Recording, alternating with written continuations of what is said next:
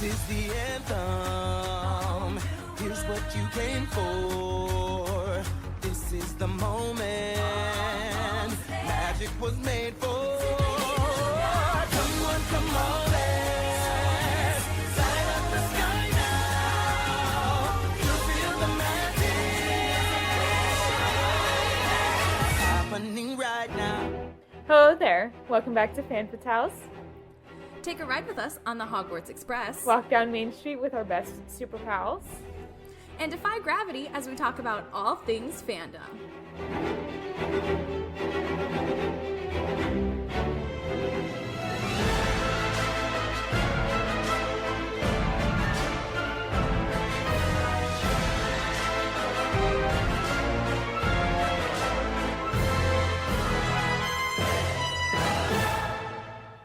Hello, and welcome back to Fan Fatales, a member of the Real Fans Podcast Network. I'm Emma.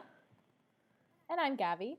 And this week we're going to talk about the hero's journey and examples of it throughout media. Yes, so the hero's journey was originally formulated by American writer Joseph Campbell to describe the typical character arc of many classic stories. Particularly when he wrote it, it was for mythology and folklore, but it now works for any story, video game, film, or even music that follows an archetypal hero who undergoes a transformation. And originally it was 17 steps, but the more recent version, which is the one I grew up knowing, is 12 steps. So, yeah. So we're going to, basically describe what it is, and then we're going to give you some examples. Yes. And had you ever heard of the hero's journey before? Yes, but not to the same extent that you had. I've heard about it, in lit class, but, never really, got into it. I learned about it my freshman year of high school at, a Girl Scout joint event with Full Sail University, which is, a film school here in Orlando, and animation. There are some here in California that are more music-based. Yeah, they also do music, but a lot of the Full Sail Orlando people go into Disney animation or filmmaking rather than music.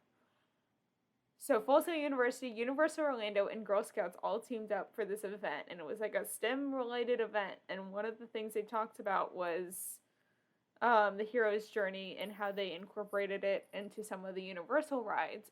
For example, the Spider-Man ride, where you're the hero of it, and you're going through, the Call of Adventure, and, all the different steps of the hero's journey. And they were like, now let's take you on it. And, took us the back way into the ride. And that's kind of cool. Yeah.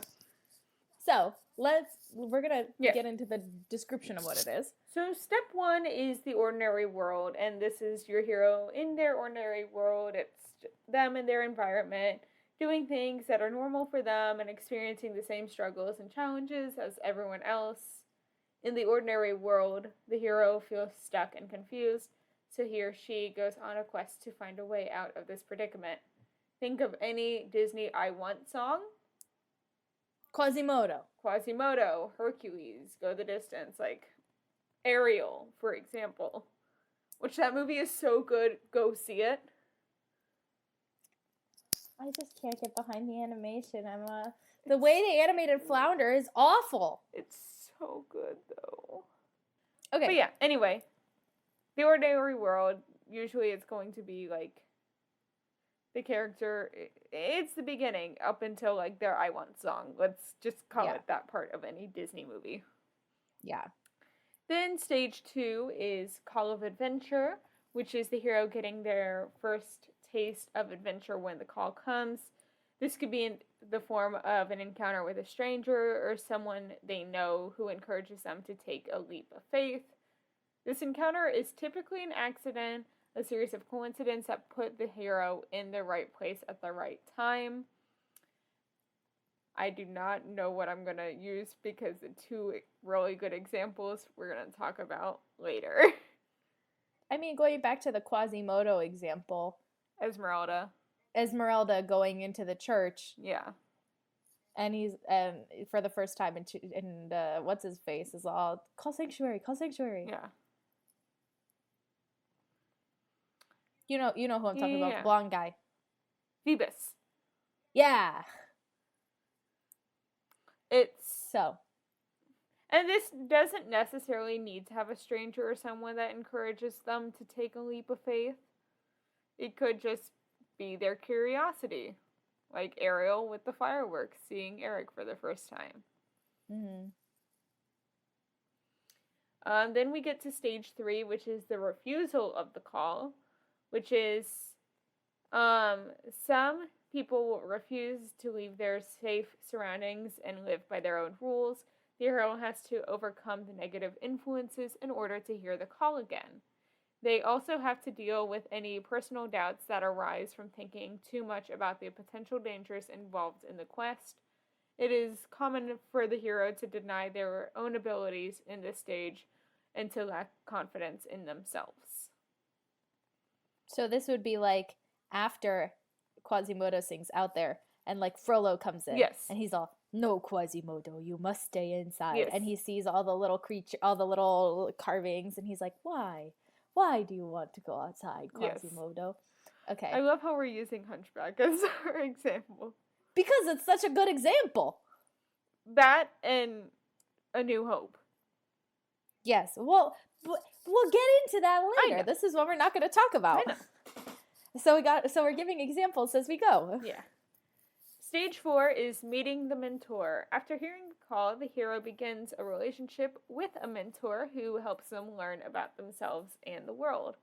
In some cases, the mentor may be someone the hero already knows. The mentor is usually someone who is well versed in the knowledge that the hero needs to acquire, but who does not judge the hero for their lack of experience. So would this be like when Esmeralda goes up to see the bells with Quasimodo? And he's like, this one's little Mary, and that one's da da da da, and then he like tells her all the names, and then she's like, oh wow. Yeah, I'm trying to think of others that would work here too. That's not Hunchback. That's not Hunchback. So we're not using Hunchback for this entire thing. And why is I like it. It keeps a through line. True. I mean, This could also be, because I was going to include this movie and then decided not to, Captain America, the First Avenger. This would be like when he first enlists in the military and he meets what's-his-face? Yes. The general guy. Yeah. But before the serum. Yeah. Yeah. Actually, probably not the general guy, actually. Peggy, maybe. Peggy, probably. And the doctor guy, the German guy, Yeah. the one who's with the American troops, not Dr. Zola, the other one. Yeah. The one that makes the super serum. Yeah, him. And then to get into the super serum, stage 5 would be crossing the threshold, which is the hero leaving their old life behind and entering the unfamiliar new world. This usually symbolizes leaving their old self behind and becoming a brand new person. And sometimes this could even include learning a new skill or changing their physical appearance. It can also include a time of wandering, which is an essential part of the hero's journey. Quasimodo literally wanders through the city. That's how he meets Phoebus for the first time. That or Hakuna Matata. Yes. For Simba. Or the serum. Or the serum. And him running through the city, chasing the German guy, the spy. Yeah. These are all very good examples. I'm liking these examples. Okay. And then stage 6 is like more so like little hills. Okay. And it is so like we've been going up, and now we're like going up and down on these little hills on the journey up. Yes, because it's this next stage is called Test Allies and Enemies, which is the hero will meet both their allies and their enemies during this stage. And there will also be tests where the hero is tempted to quit, turn back, or become discouraged. But the hero must be persistent and resilient to overcome challenges. Going back to Hunchback, this is after Topsy Turvy Day Yes. at the Festival of Fools, when they're like, ha ha ha, Quasimodo, you win! Yeah, you're the ugliest mask. And then they're like, oh, he really is this ugly. And then they start throwing all the stuff at him, and he's like, ah. And then Frollo's like, do not help him. And he's like, ah, and they tie him to the thing. And then, Yeah. okay. And Esmeralda's like, oh, how dare you? This Yeah. poor creature, right? Yeah. Or This would also be... when Simba meets Rafiki. Yeah. Or I can't think of any others off the top of my head. Hold on. This could also be going into Hunger Games a little bit. I know you don't really know it, but her meeting the other tributes, specifically like Rue and the like careers. So Rue being her ally, the careers being her enemies in the game, and the test being all the different like, let me win or like sponsorships so I can survive these games. Okay, so would this be like when the Pevensies meet Aslan for the first time? Yeah, Aslan, the White Witch, Santa. Mr. Tumnus. Yeah, Mr. Okay. Would Mr. Tumnus be Lucy's mentor? I think he's Lucy's mentor, but to the Pevensies, he's an ally. Yeah. Yeah. But if we're Okay. looking at it as like one specific hero, she's the hero. Yeah, in this case, yeah. And then the next one is the approach, which is stage 7. The hero now reaches the destination of their journey. In some cases, this is a literal location, like Aslan's camp, if we're talking about Narnia.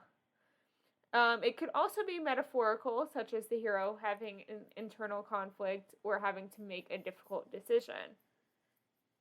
Simba. So okay, go ahead. Simba. Nala coming to him and being like, all this bad stuff is happening. And him being like, do I go? Do I stay? Okay, so this is like after, here we go, Quasimodo coming back at you. This is like after. Every time I go to the Renaissance Fair, I watch Hunchback of Notre Dame. I don't know why. It just gets stuck in my head. So this is like after the Festival of Fools. Yes. When he's like, oh, and he's so sad. And this would be like, I'm trying to think. Oh, this is like when he's back in the tower and all of the why is this my move for them? All of the statue guys, all of his statue friends, the gargoyles, they sing the song, the who wouldn't love a guy like you? That one. Yeah. That's my favorite song in the whole movie. Because he goes, yeah, you're shaped like a chrysanthus. Bringing musicals into this, because we haven't talked about musicals in a while. It could be No Good Deed Goes Unpunished in Wicked. Yeah. Where like she Or, has now accepted that she is the Wicked Witch and is having to go in and fix all these mistakes. Or would this be like equivalent to like Last Midnight? I'd say so. Okay. Where everybody's like, Your fault, well, Last Midnight.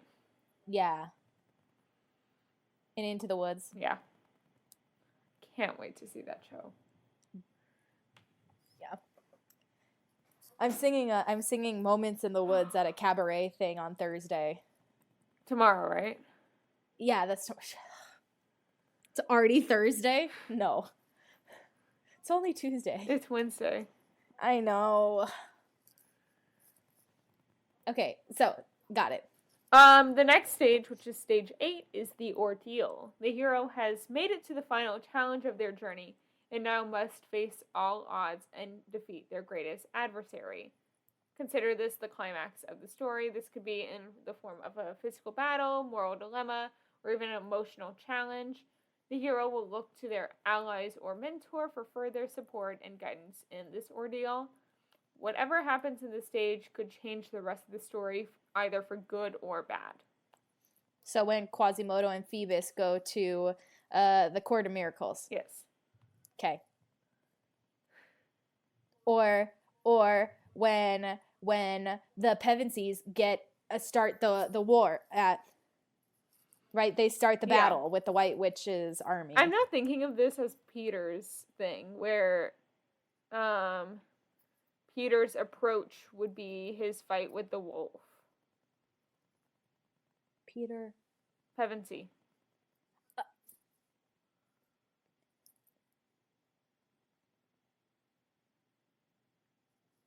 Peter, Edmund, Susan, Lucy. The oldest.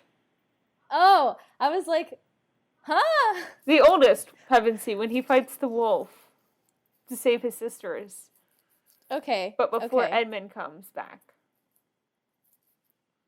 Okay. Because it's his first, like, big, like, confrontation with, like... Yeah. This could also be, like, when Susan and Lucy are saving Aslan on the stone. Yeah. Or, like, when Simba goes back to fight Scar. Or... Yeah. Or... I don't know. I can't think of any more right now. Okay. Ooh, Captain America! When he breaks into the Hydra base. Yep.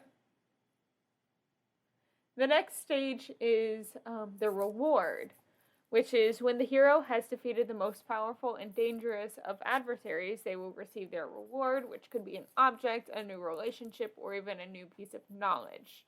The reward, which typically comes as a result of the hero's perseverance and hard work, signifies the end of their journey. Given that the hero has accomplished their goal and served their purpose, it is a time of great success and accomplishment. Bringing Hunger Games back into this is when Peeta and Katniss are crowned victors of the first games.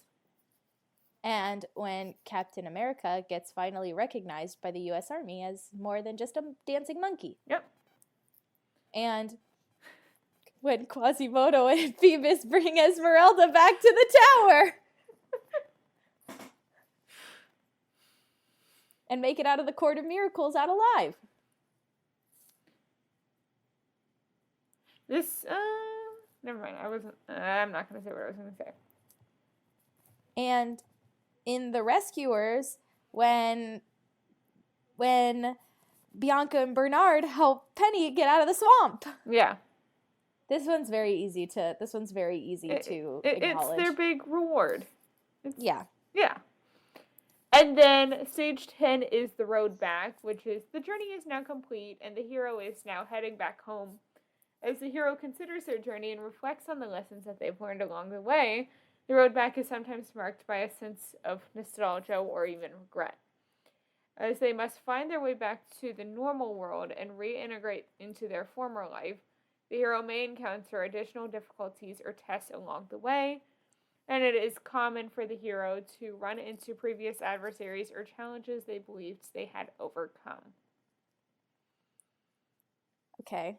Captain America, they're out of the Hydra base, and now it's time for everybody to get sent back home, right? Yes. Yep. This is... Okay.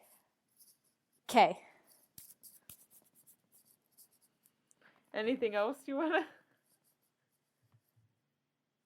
I can't think of the equivalent for Hunchback. Would this be when Quasimodo's holding Esmeralda's body up and he's going, Sanctuary? That would be climax. That would be, I think, reward. That is might when be he's holding her in. Which is the next one. No. Maybe. No, because they get her out of the Court of Miracles. Oh, you know what? They all get out of the Court of Miracles. And then you're right. She gets I don't remember how, but she gets hurt. One of the guards gets her. So the road back would be like when they're on their way out of the Court of Miracles and they're heading back and then something happens and that's resurrection because then Quasimodo does Sanctuary. That's her resurrection. Yes. Which resurrection is the hero has one final battle to face. At this stage, the hero might have to fight to the death against a much more powerful foe. The hero might even be confronted with their own mortality or their greatest fear. This is usually when the hero's true personality emerges. This stage is normally symbolized by the hero rising from the dark place and fighting back. The dark place could again be a physical location, or it might be a dark mental state, such as depression. As the hero rises again, they might change physically or even experience an emotional transformation. Okay, I got this one right away. So this is when Captain America is flying the plane, and he's like talking to Peggy on the thing, Yeah. and he's like, "Save me that one last dance," or like, "I used to owe me that dance," or whatever it is. Mhm. And they're like, he's like, "Oh, I'm gonna die," like Yeah. flying into sudden death.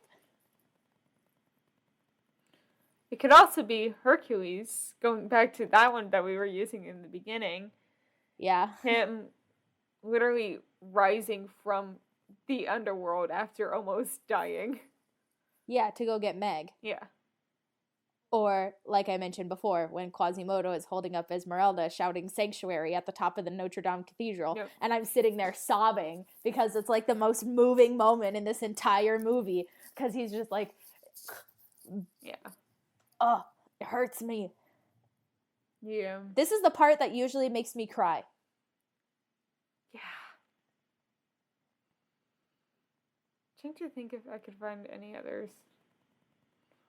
Top of my head.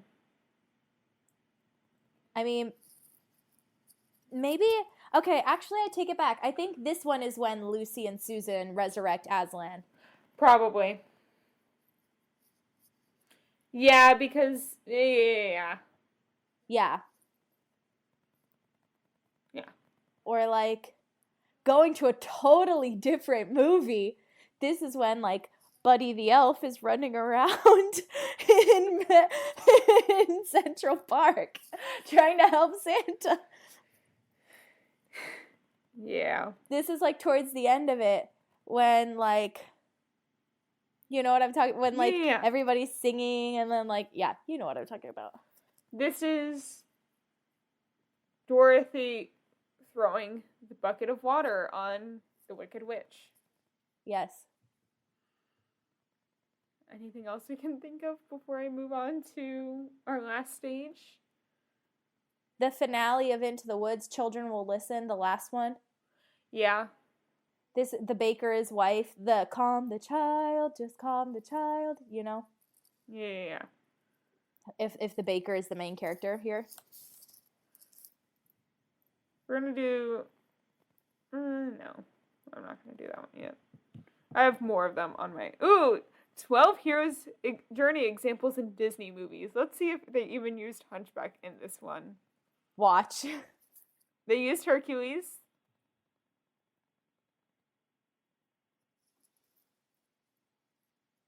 Nope. No? It's so obvious. So the ones that they used in this, which we've only talked about one of them, Hercules. or two of them, Lion King. Lion King and Hercules, Mulan, Okay, yeah, Mulan for sure. Aladdin,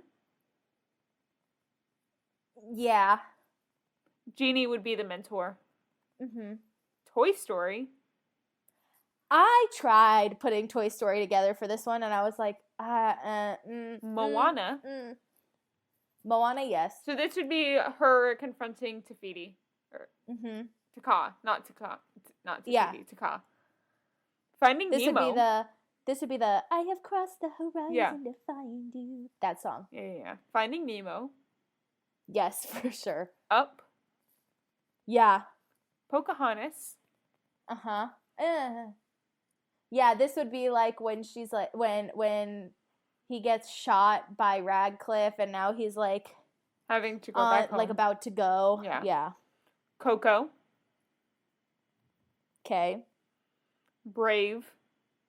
Yes. Oh, why didn't I think of Brave? Jungle Book. And those were the ones that they used. I don't really I like don't the like- Jungle Book. Yeah, I don't like the Jungle Book as an example. Me neither. It doesn't fit it super well. But okay. Oh, this one used Avatar, Marvel Spider-Man, To Kill a Mockingbird, The Wizard of Oz, and Aladdin. Yep, all great examples. Ow. Okay. And this would be Jafar turning into a genie. Yep. This would be... Itty bitty living space. Yeah. Because then stage 12, which is our final stage, is the return with the elixir.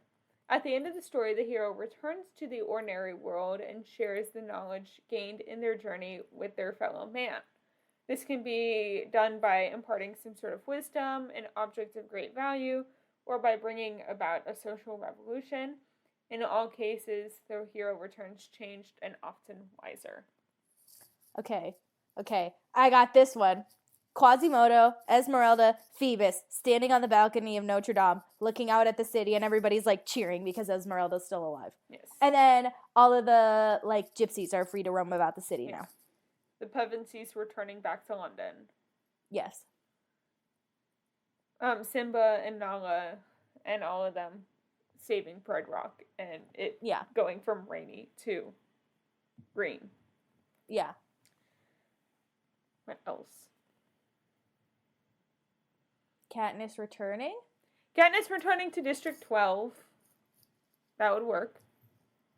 Because they're all like...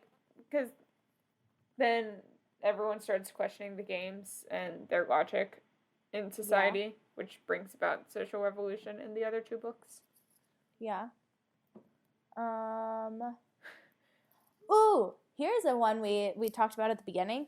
When Ariel and Eric get married on the boat. Yep. And then King Triton, like, comes up and he's like, I love you. And then, like, he comes back down and then it's like, maybe it's not so bad. Yeah. This is Peter Parker finally accepting both versions of Spider-Man and Peter Parker and living his day-to-day life as a high schooler. Here's the thing with the Captain America example. 11 is when he goes into the ice. Yes. But 12 is not when he comes out of the ice. No. 12 is not until the second Captain America movie. Yes. Honestly, and then it starts over. I thought you were going to say later. Endgame. Until the end of the series. Until the Endgame? Him coming back. To Peggy. Yeah, but we were just talking about the know. first Captain America movie. True. Each one has its own hero's True, journey, true, I true. think. So I think it's not until... I think even Civil War... Or not Civil... I think Winter Soldier doesn't really have one. Winter Soldier feels pretty like... Yeah. This Civil is Dorothy War. returning to Kansas. Civil War, I think, is... Well, I guess it could be when he comes out of the ice, but it doesn't incite social change or anything. He's just, like, in the new world. And Well, it doesn't have to. okay, so then maybe it is when he comes out of the ice. Yeah. And he joins the Avengers, which is, like, the first Avengers movie. The other name for this one is the, is called The Freedom to Live, and it's, like, living, like, a happily ever after. This article uses Tangled. Rapunzel and When Eugene. they go back to Yeah. Corona. Yeah. It How also did I uses not think Shrek. of Tangled? It also uses Shrek. Shrek? Is in this article that I am reading right now. Well, it's obviously when Shrek and Fiona go back to live in the swamp with Donkey. Yeah. So we've given a lot of really great examples that are a little bit sporadic. We had one through line. This infographic that I'm gonna have to share it with you on the group chat. Okay. So we had one sort of through line with me explaining it through The Hunchback of Notre Dame. Yes. But we have two more, a little bit more solid examples that are used pretty commonly. And the first one is Star Wars A New Hope. Yes. Because it is literally the epitome of the hero's journey. Yeah. So this is how I was taught the hero's journey. Back my freshman year of high school. And it is Star Wars A New Hope. So I have it 'Cause broken it's down perfect. through each step. To like, but it's pretty much the whole movie, just broken up into each step. Okay. Step 1, the ordinary world. Luke is living his normal life as a farm boy on Tatooine. I was gonna go to Tashi Station and pick up power converters. power converters. Yes. And Yeah. then we get the call to adventure, which is called by two individuals, in this case being R2D2 and Obi-Wan Ben Kenobi. Yeah. And this is obviously after Luke triggers R2D2's message from Princess Leia, being like, "Help me, Obi-Wan Kenobi. You're my only hope." You're my And only him hope. being intrigued by her and the message. When R2D2 escapes to find Obi-Wan Ben Kenobi, Luke follows and is later saved by Kenobi, who goes on to tell Luke about his Jedi heritage and suggests that he should come with, that Luke should come with him to Alderaan. Yeah. And Luke is like, "Hey, no. I gotta live. I can take you as far as Mos Eisley Spaceport, but I can't leave my uncle and aunt behind for some space adventure." He's like, I gotta go to Tashi Station, pick up those power converters, my guy. Like, and this is obviously the refusal of the call from yeah. Obi-Wan. And then stage 4, which is crossing the threshold. It's Luke has discovered that the stormtroopers are searching for R2 and C-3PO to track down and would track them to his farm. He rushes to warn his aunt and uncle, only to discover them dead by the hands of the Empire. Boo! When Luke returns to Kenobi, he pledges to go with him to Alderaan and learn the ways of the Force like his father before him. If only he knew. Oh, yeah. So this is when we get to, like, test allies and enemies. After Luke, Kenobi, and the droids hire Han Solo and Chewbacca to transport them off of Tatooine and onto Alderaan, Kenobi begins Luke's training in the ways of the Force. Wielding his father's lightsaber, Kenobi challenges him to block the shots of a small training remote. At first he can't do it, but then when Kenobi gives him a helmet to wear that has a blast shield that blocks his view of the remote, Kenobi teaches him to reach out and trust his feelings.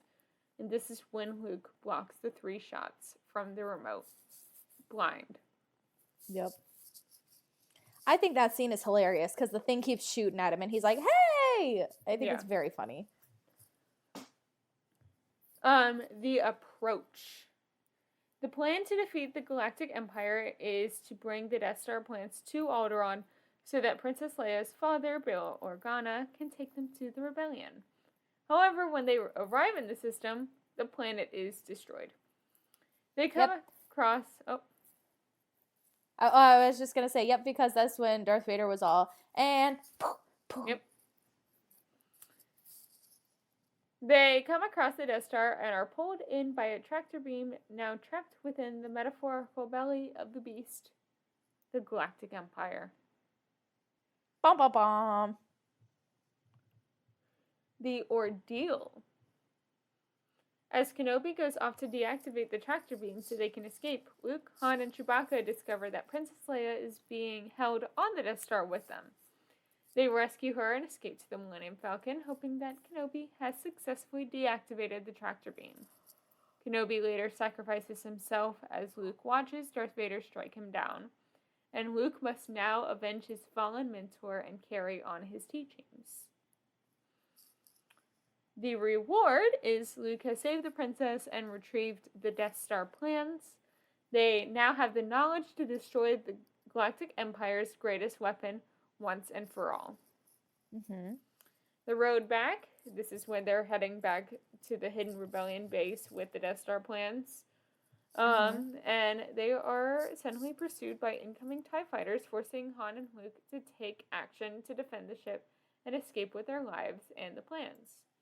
When they are triumphant, they realize that the Galactic Empire must be tracking them, but they have no choice but to race against time to take the plans to the rebellion and prepare for battle.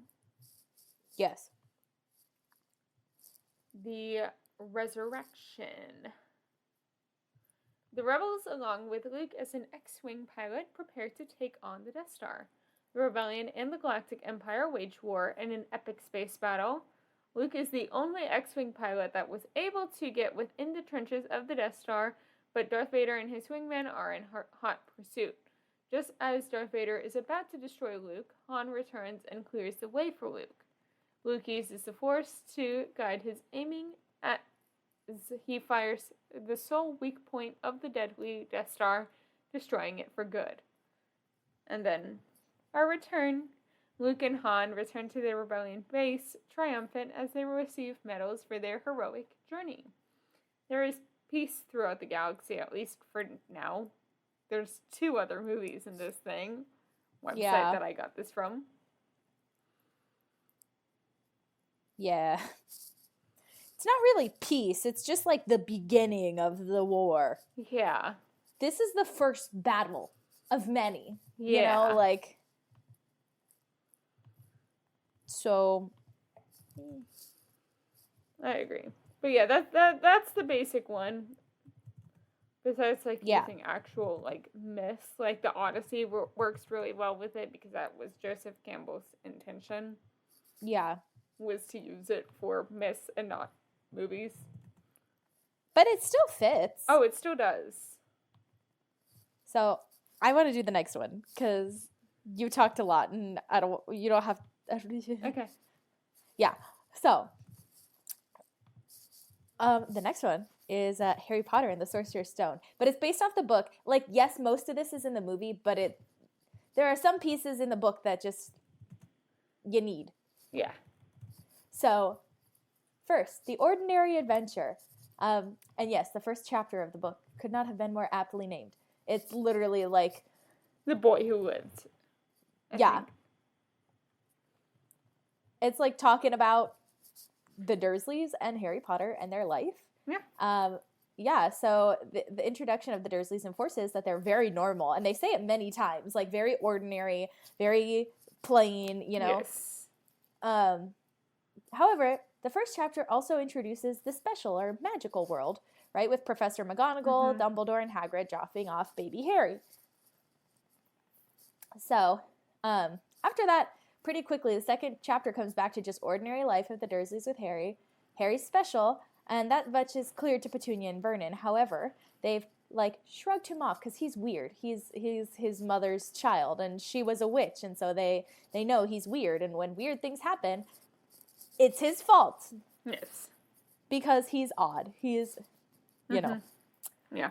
So, next is the Call to Adventure, which comes very quickly, which is when all of the mail starts showing up for Harry to go to Hogwarts. Yes. Yeah, and so, you know, the Dursleys, who are very adverse to all of Harry's oddness, they are not having it, so they take his letter, and he never opens it. And then owls show up, and then more letters show up, and more letters, until there's an explosion of letters. And then Harry finally gets it, and he gets the mail. So, yeah. So then the Dursleys are like, you know what? We're going to go to this random-ass island in the middle of freaking nowhere that's got this, that like, was weird. sketchy-ass castle, and we're going to go there for the rest of the summer. And Harry's like, okay, because he has to, because he's only, 11? Yeah, 11. Yeah. And he's like, happy birthday, Harry. And he makes the little birthday cake in the dust. And then Hagrid shows up. And Hagrid, like, kicks the freaking door down. Hagrid's all, hello, you're a wizard, Harry. And so, there we go. So, that last explanation has both the refusal of the call and meeting with the mentor all wrapped into very close, like, that timing when Hagrid comes up, because he's part of the call to adventure. Yes. So Hagrid arrives and he's like, you're a wizard. And Harry's like, no, I'm not. And Yeah. in this case, it's not really Harry refusing it. It's that the Dursleys don't want to send him. But he's also kind of like, Yeah, but he's also like, no. yeah. He's also like, no, I'm not a "What's wizard. that?" You're Yeah, crazy. yeah. I'm not. And then, Was it a what? yeah. And then, so that's like the meeting with his first mentor, right? Because Hagrid is like a very big mentor in Harry's life. Yes. And he has a lot of mentors, right? Like McGonagall, Yes. as much as I hate to say it, Dumbledore. Yep. But Hagrid is the one who really is like the first one. And then, you know, as Harry starts going through like Hogwarts life, he meets Professor Dumbledore and McGonagall later. Yeah. So the fifth step, crossing the first threshold.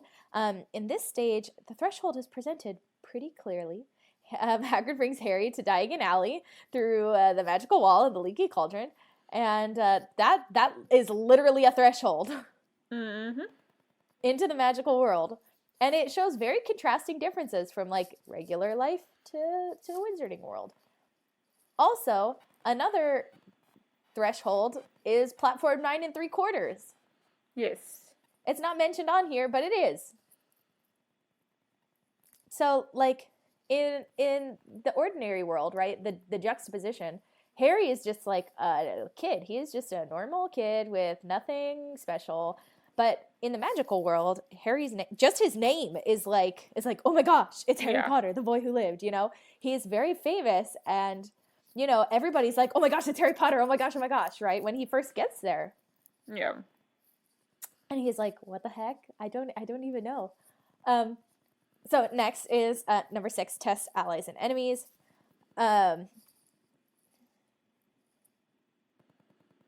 So this would be like once he's already at Hogwarts, right? He's met Ron at platform 9 3/4. He's met Hermione. That's the allies, right? Meeting Ron, meeting Hermione, and then meeting Draco on the train. Yes. Well, technically, if we're going off the book, he meets him at the robe shop. Oh, yeah, you're right. You're right. Also, we forgot about a very important Disney movie that is based on a mythology, or a legend rather, not mythology, that follows this also. Sword in the Stone.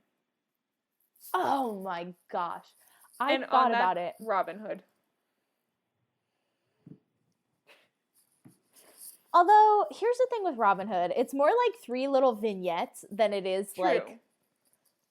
It's But more like the 3 true short legend stories. of Robin Hood.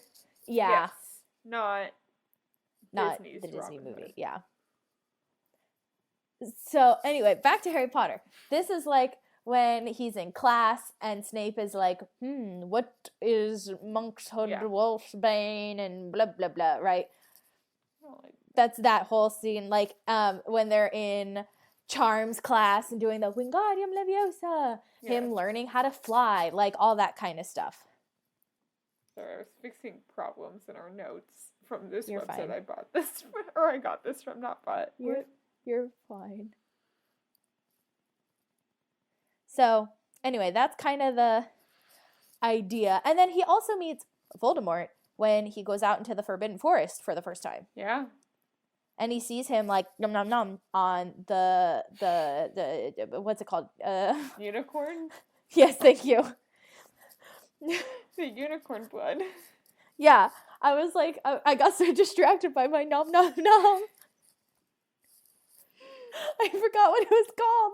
I was like the horse thing. Yeah.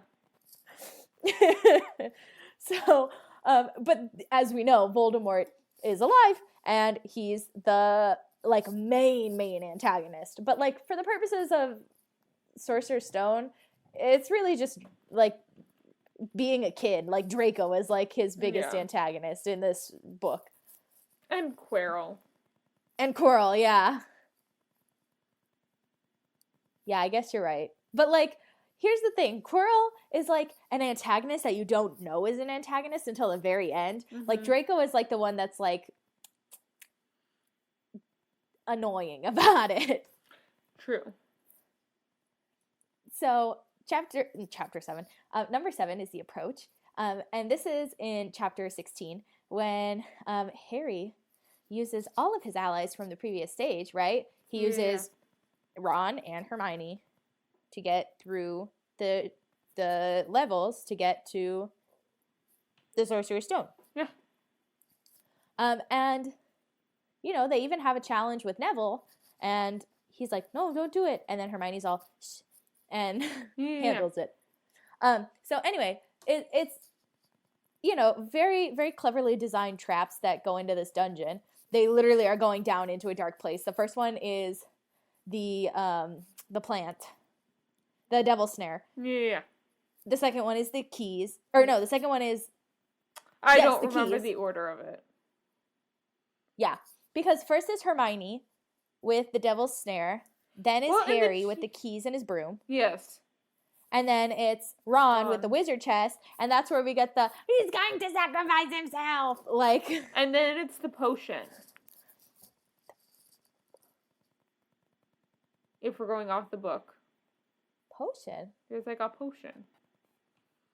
It's like 4 of them set up. I kind of remember this part. And I that haven't was, like, listened to the book. I haven't read or listened to the book in a long time. And that's when like Hermione's like, okay, bye now. I'm gonna go She's save all, Ron. bye. I'm gonna go take care of Ron. Yeah. Okay. So then is the ordeal. And that is the last trial, right? Mm-hmm. He meets Professor Quirrell, who, like, before this moment was very, like, skittish, and he was, like, you know, like he says, I just poor sniveling Professor Quirrell, right? Yeah. Or poor stuttering Professor Quirrell. And then he's like, I actually am the bad guy. And everybody's like, what? Yeah. Jesus. So, this is when Harry looks into the Mirror of Ezrid, which is the final trial, where he, like, sees what he... Ezrid? Irized. Yeah. I've always pronounced it Ezrid. I've always pronounced it Irized, like the movie. Oh, It's also Erised. I don't know why I read it. That's the way it reads in my head. It's been that way for forever. You're right. But I say it wrong. I've said it wrong for 10 years. I thought I was going insane. Sorry. Yes, you are correct. It is how do you say it? Irized. Yeah, I've never said it that way. Said. Yeah, I get it. That's not how I've ever. It doesn't compute. It's Okay. like when you learned that one of the authors that you like, that his name was pronounced different. Riordan. Yeah, Yeah. that. It I was started that. getting better because I used to pronounce it Riordan and not Riordan. But it's Yeah. Riordan. Yeah, that. It's the same. But thing. why does he have an O in his name if we're not going to pronounce it? Because names are weird. Do you know how many unpronounced letters are in my name? So many. So many, like 90% of the letters are not pronounced in my name. I know. You skip half of them. Yeah, you should tell that to my Siri because she loves to really butcher your last name. Okay, you're gonna have to. I want to hear it now. You'll have to show me. Okay. So anyway, Harry also Mirror of Erized. Erized, thank you. And he looks in the mirror and he's like, I don't get it. And then Mirror Harry is like patting his pocket and he's like, look, and he has the Sorcerer's Stone. Mhm. So, this is when Professor Quirrell is like, oh, you get it. You get how it works. And he's like, how? Like, reveal it to me. But this is when Harry lies. And he's like, I won the Quidditch Cup. Yeah. And It's whatever Ron says that his is. yeah. Which I think is cute. He's like, oh. Yeah. He listened so well that he remembered it. And he was like, and I'm head boy. I was like, oh. Yeah. So, this is when Quirrell and, you know, by extension, Voldemort, because they are in the same body. I know he's like CGI'd onto the back of Quirrell's head, but I can only picture Voldemort and Quirrell. Yeah. Where they're just back to back the whole time. That's doing True to Oregon, and I want to see it so bad. What? There's a local theater company here in Orlando that's doing True to Oregon. Oh my gosh, no way. When they announced it, because I was in the audience, it's like all run by high schoolers. My sister's part of this troupe, and they're doing True to Oregon this summer. And when they announced it at their cabaret, Kara cut this out because they still haven't announced it online yet, and they said do not leak it before we announce it. So, yeah. Plus, it has nothing to do with what we're talking about. Plus, it has nothing to do with what we're talking about. But yeah, they're doing True to Oregon, and I was like, Julia, you better audition for the daughter because she would be amazing as the daughter. Mm-hmm. But when they announced it, I was like, and my parents were like, Emma, what? Like, you know that parody group I like on YouTube and have since like middle school? They wrote that musical. Yeah. Anyway. But yeah, every time I'm talking about it, I can only picture like Quirrell and Voldemort just walking back to back, like. Yeah. Anyway, you know, Harry figures out that he can defeat them in a way that's kind of weird to me. I don't really get. I don't either, but it's fine. I don't think a lot of people get it. It's a little Deus Ex Machina-y. Yeah. But I guess it's his mom's magic who's like, and because of the I don't know. This part's a little shaky. Yeah. It's like because she made the eternal pact with what? Lilo and Stitch.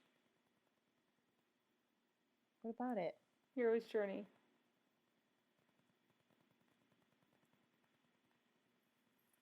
Yeah, okay. I'll read it afterwards because I find this one interesting. But so right, she made the pact or the unbreakable vow and the da-da-da, I don't know. Yeah. So, I don't know, little Deus Ex Machina-y. I never got why his face burned. I thought it was because he was a Horcrux, but like that's not it. No, I don't know.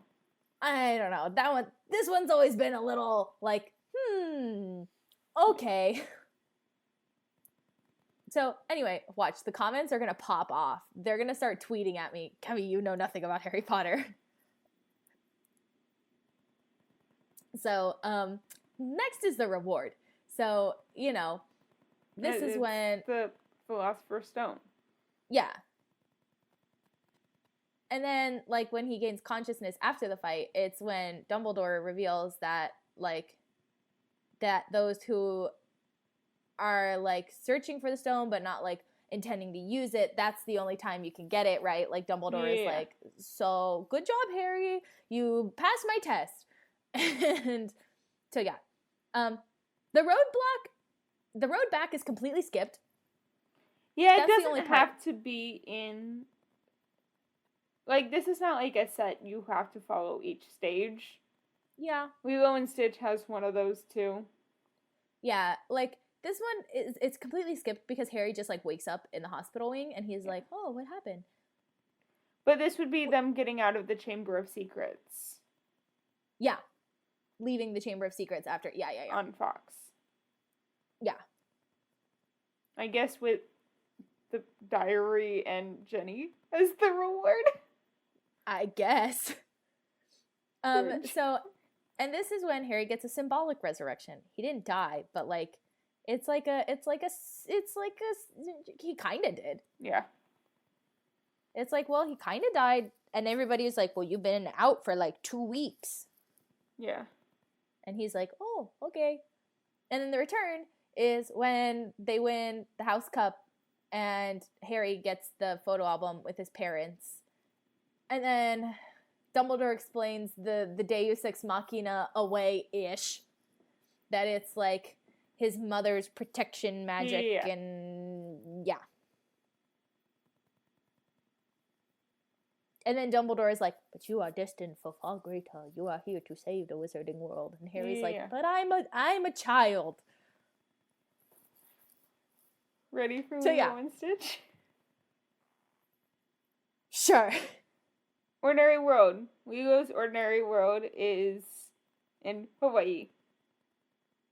Swimming. It looks like, okay, this one is following Lilo. Okay. Yeah. Oh, I was, Swimming. what? Feeding. She's swimming. Yeah, she's she's swimming. feeding She's- Pudge. Yeah. She goes to her. She can't feed him hula? tuna because tuna's a fish. Yeah. She'd be an abomination. Yeah. God.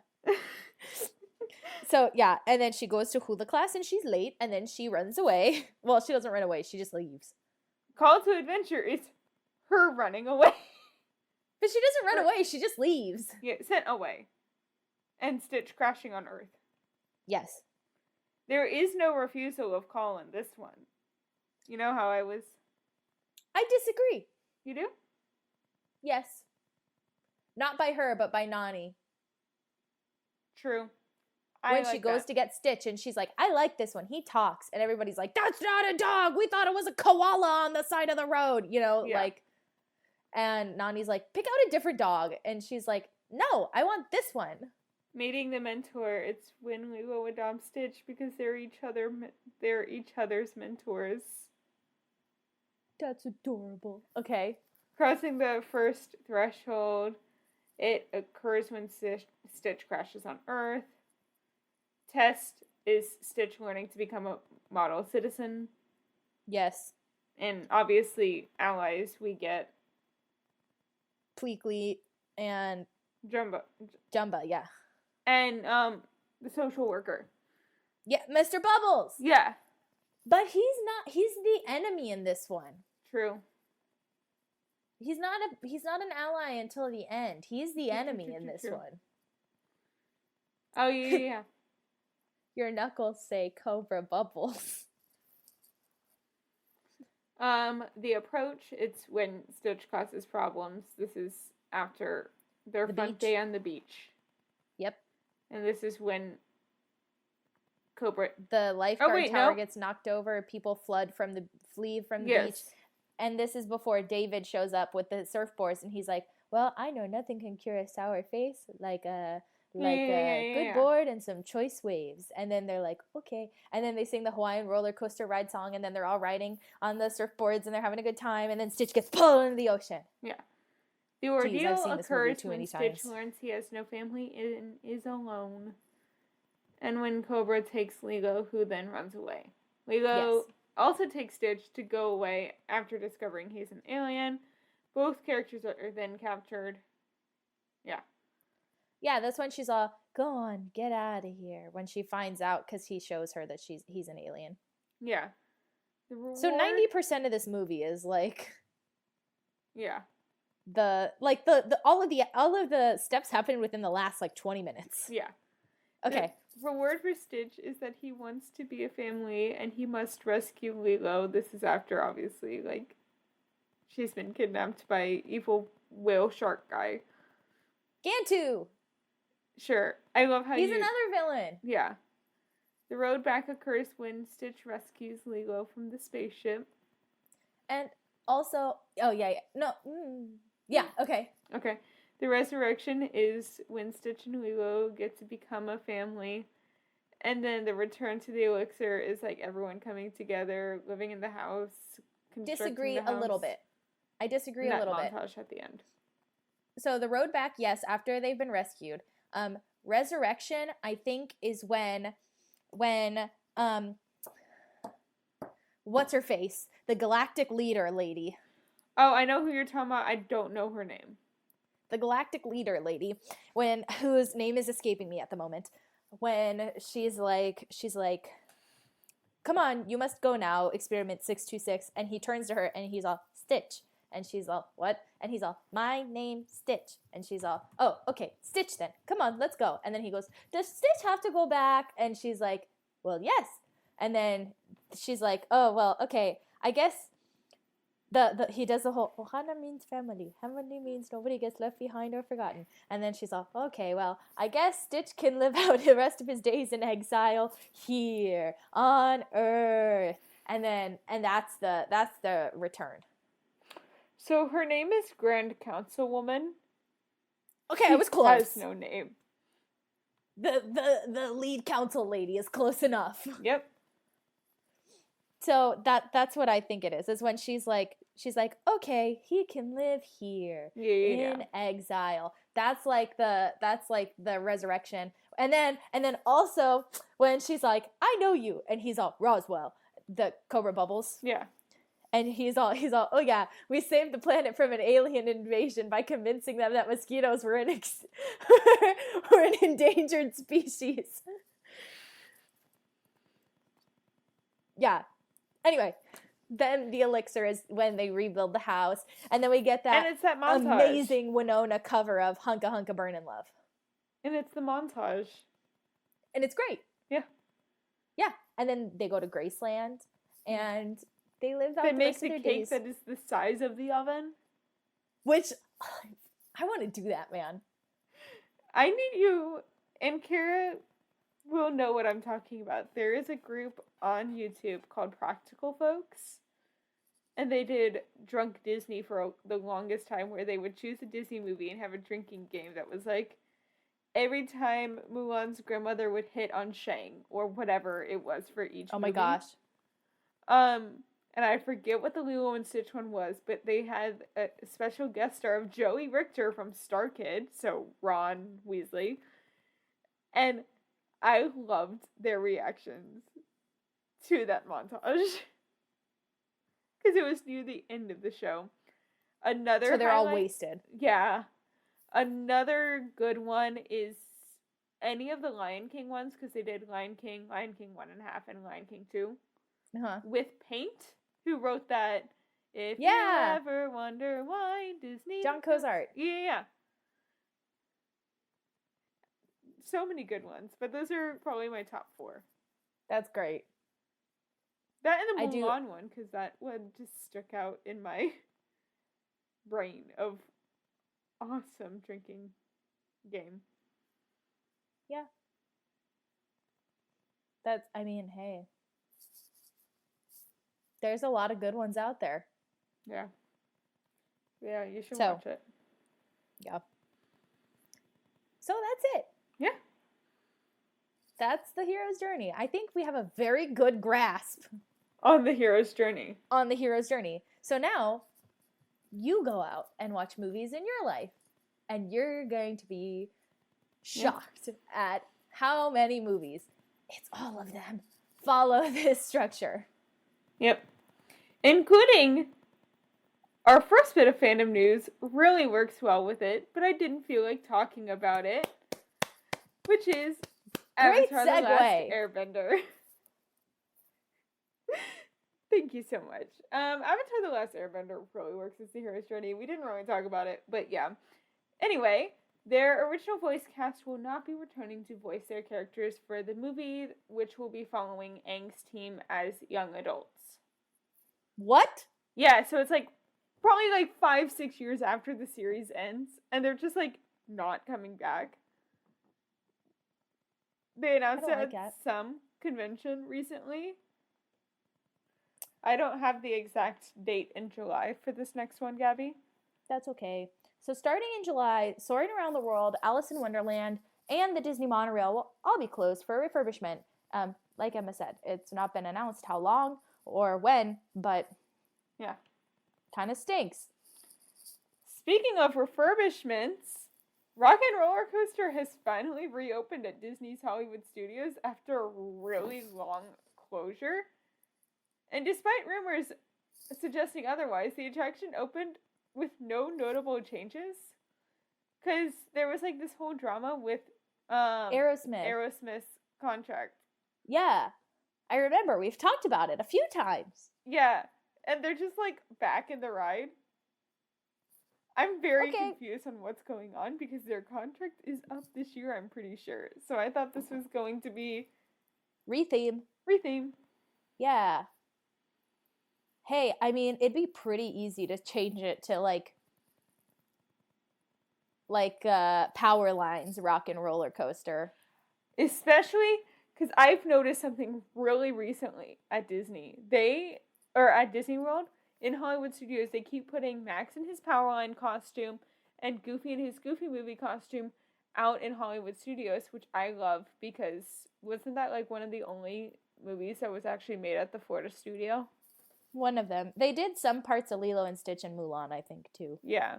But Goofy movie was made at the Disney studio, which was in Hollywood Studios. There you go. And they're having Powerline and Goofy. Yeah. That's what I'm saying. I think it'd be really great to just like retheme it to the Yeah. Powerline Rock and Roller Coaster and then just play like eye to eye. Yeah. Like, come on.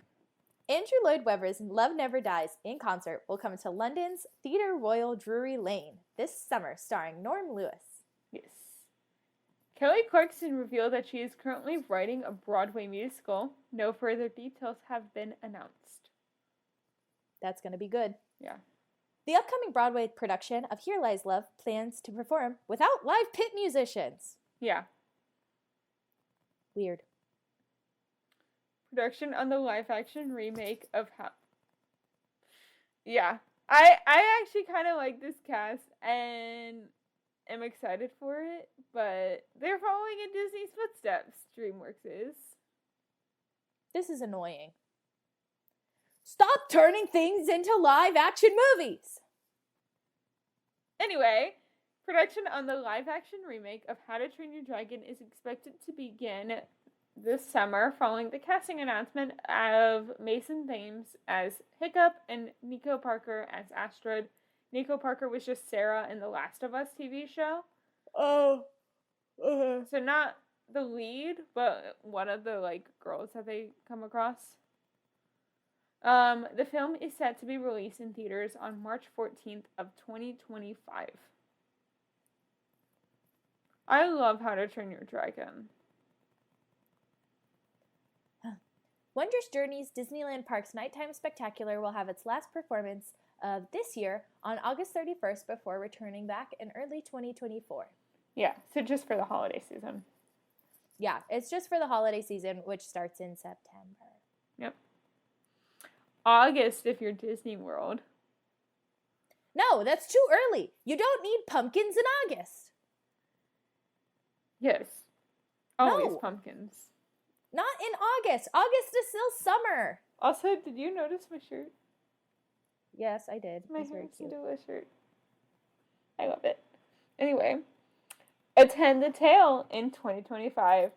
Sweeney Todd, the Demon Barber of Fleet Street, is setting out on a national tour. In 2025, though, we still have like 2 years. Does that mean that like Josh Groban and Annalee Ashford won't be in it anymore? Probably. Big sad. And Jordan Fisher. I'm gonna go see it.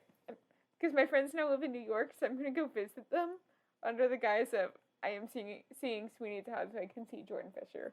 That's fair. New York City Center's 2023-2024 season has been announced with Titanic, Once Upon a Mattress, Jelly's Last Jam, Pal Joey, and more. Sutton Foster will be leading the cast of Once Upon a Mattress, Ephraim Sykes and Jennifer Holliday will star in Pal Joey. And this is a brand new adaptation of Once Upon a Mattress. It's going to still have the same songs like Shy and all those other ones that we know from Once Upon a Mattress, but it's written by the screenwriter from The Marvelous Miss Maisel. Oh. So she's getting her own like stab at writing Once Upon a Mattress and making it more for like a modern audience. Love that. Yeah. Very excited to see what comes of that production. Actually, when tickets were announced, I was like, when is it? So I can maybe plan a New York trip. Can't. It's like January 24th. Oh. Yeah, it's like that weekend. And I'm like, no. The director of the Broadway musical Hamilton and the director of the Broadway revival of Sweeney Todd, Thomas Kail, will be directing the upcoming live-action Disney's Moana. Which, contrary to popular belief, will not be starring Elahi Cravalho. that is in this week's Fandom News. Never mind. Ignore that I said that. I'm excited because Thomas Kail has worked a lot with Lin-Manuel in the past, so this is like an obvious choice. Yeah. I wonder if they're going to make more songs. If they're having Thomas Kail come, and after, well, who knows, after the monstrosity that was Scuttlebutt. They gave Scuttle a song in The Little Mermaid, and Lin-Manuel Miranda wrote it, and it is monstrosity. I do remember this now. I heard somebody listen to it and go, is this genuinely music? Is this what people are considering music nowadays? And I was like, ooh, Lynn, this is a low point. Yeah, I listened to it in my car riding back from work because I was listening to the Little Mermaid live-action soundtrack before I went to even go see it. And I'm like, ooh, love For the First Time. Ooh, love Wild Uncharted Waters. And then Scuttlebutt finally came on, and I was like, my face slowly turned to that while I was driving, Just what the hell is this? Yeah. But it makes better sense if you're seeing it in the movie. I'm sure, because Scuttle can't sing. That's like the whole joke. Yes. But still. And it's also Scuttle being like, Eric is proposing. It's like that whole scene. But still, Yeah. Don't like. Do not like. No. The saddest song that they wrote, well, For the First Time is very sad as well. But the Part of Your World reprise number 2 that they wrote for this one, There's another one? Heartbreaking. Okay. It is after Ariel sees Eric with Vanessa. Aww. And it's like her in the mind because they have like a bunch of like Halle Bailey like voiceover singing things for Ariel. Yeah. Kind of like what the Broadway show does. Once Ariel loses her voice, it's her thoughts. And that's what For the First Time is. It's her being like, oh, for the first time I'm seeing all these things, all this stuff. And it's a great song. And that's what that moment is. And I'm just like, oh, ow. Because bet you on land they'd understand and they wouldn't leave you stranded, brokenhearted. Oh! Yeah. Ow. That's pretty ouch. Yeah. I had a cursed thought. Moana's version of Scuttlebutt would be hey hey. Why did my mind immediately It'd just go be to 10 hey, minutes of hey hey screaming. And on that note, thanks for listening. And it'd still be Alan Tudyk. And on that note, thanks for listening to this week's episode of Fan Fatales. We are a proud part of the Real Fans Podcast Network. That's right. And if you want to check out more shows on the network, you can find them at rf4rm.com. Join us next week where we will be celebrating Gaby's birthday with some Disney Name That Tune trivia. And I'm going to kick your butt. No, you aren't. Yes, I am. Part of my job is hosting Disney Name That Tune trivia every week. I got this. Sure. Remember to subscribe to us wherever you get your podcasts. And subscribe to us on YouTube. Please leave us a review, comment down below to tell us what you thought of the show. And remember to follow us on Instagram and Twitter at FanFatalesPod for the latest updates. Now, Emma, where can the people find you on the social medias? My Instagram and TikTok are Snippy Emma, which is SNIPPYEMMA. What about you, Gabs? I'm at Gaby Gent pretty much everywhere. That's GABYJENT. Our editing is by the wonderful Carolyn Smeyer. And as always, thanks for tuning in. Bye! Bye! If you subscribe to this episode, you know, click on the video bell.